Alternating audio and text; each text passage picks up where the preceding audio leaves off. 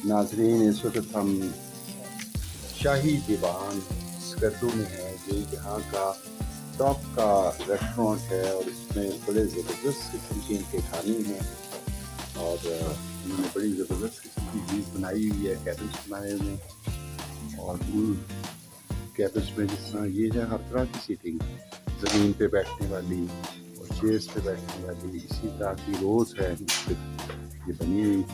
और इनका बड़ा स्पेशल फूड होते हैं और याक यहाँ पे बीफ की जगह पे याक यूज़ होता है और फिश में ट्राउट मिल जाती है और बीफ में ये गाय का बीफ भी होता है, मटन होता है। वैसे तो बहुत ही स्पेशल जगह है। सुपर। अच्छा जी, इतना खा लेने के बाद हमें ये अंदाज़ा हो गया है कि बुद्धू खा बुरा नहीं, लेकिन ये जो है ये बुद्धू खां से स्पेशल है क्योंकि ये हैवी नहीं लग रहा। और वजह इसकी सिर्फ यही हमें समझ आ रही है कि ये आम ऑयल यूज़ नहीं करते, ये खुबानी का ऑयल सिर्फ यूज़ करते हैं कुकिंग के लिए यहाँ पे इस कद्दू में। इस वजह से ये बड़ा लाइट भी है।